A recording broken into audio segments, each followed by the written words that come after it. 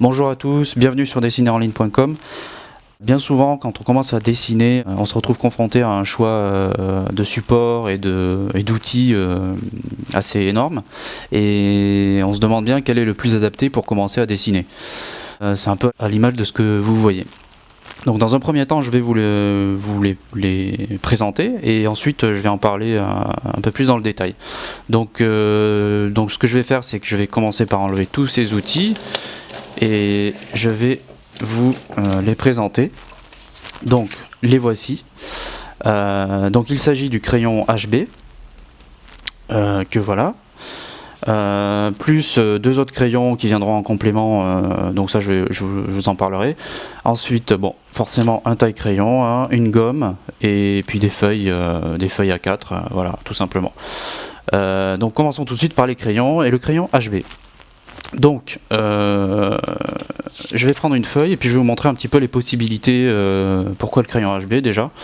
Donc le crayon HB, c'est quand même c'est un crayon commun que tout le monde a chez lui et c'est un crayon polyvalent et donc il va vous permettre de dessiner à peu près tous les sujets, donc c'est parfait pour commencer.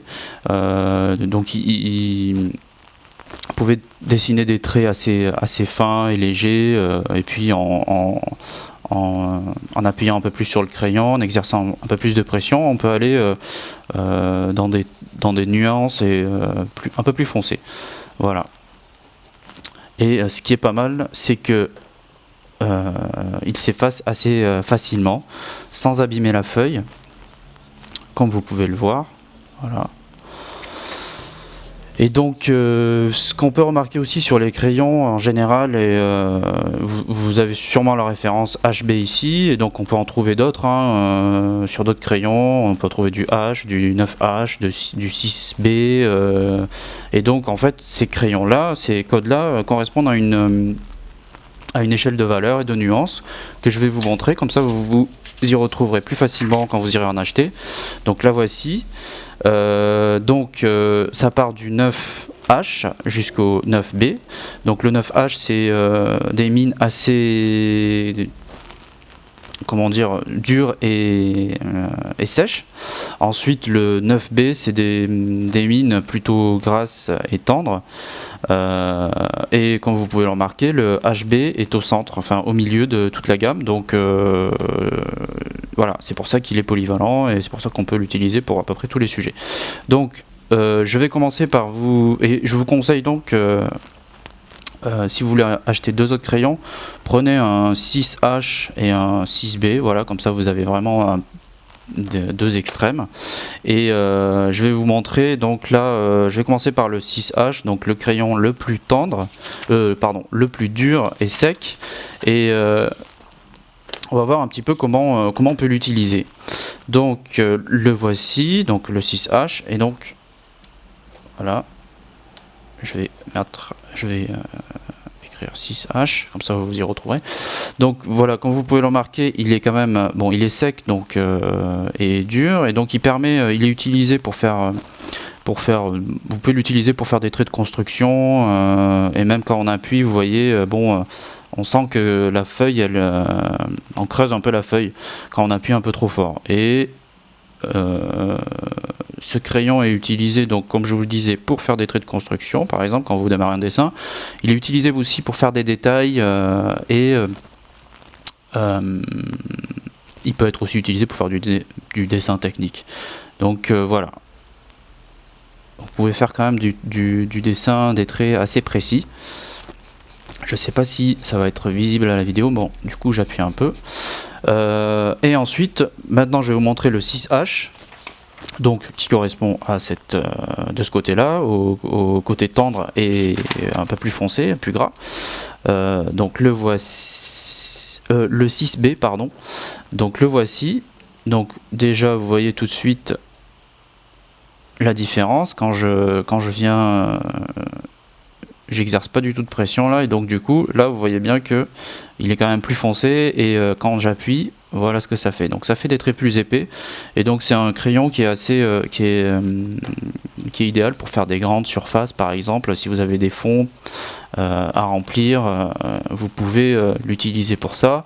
Vous pouvez aussi l'utiliser pour vers la fin du dessin, par exemple, quand vous êtes bien avancé, vous pouvez l'utiliser pour accentuer les contrastes et donc faire des zones un peu plus foncées. Voilà. Donc schématiquement, je peux commencer, si je fais un dessin, je vais commencer par placer mes traits de construction avec le crayon le plus clair.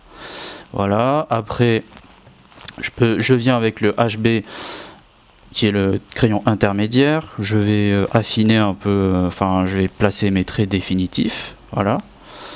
Donc par exemple comme ça, comme ceci. Et avec le crayon, le 6B, donc le crayon gras et tendre, je vais pouvoir faire assez facilement des zones un peu plus sombres, comme ça, pour faire mes aplats de couleurs. Voilà. Donc je pense que là on a fait à peu près le tour des outils. Ah oui, alors pour quand on utilise la gomme pour ces deux autres crayons, donc quand vous commencez à appuyer un peu fort avec les crayons 6B, déjà la gomme elle a un peu plus de mal à effacer les traits.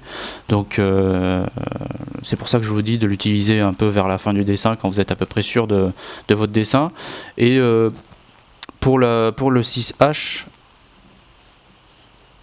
la gomme efface assez bien les crayons, les traits, sauf que pour les traits un peu plus, si vous avez appuyé un peu trop sur la feuille pour faire des traits un peu foncés, elle aura beaucoup de mal à l'effacer, ça restera quand même. Voilà.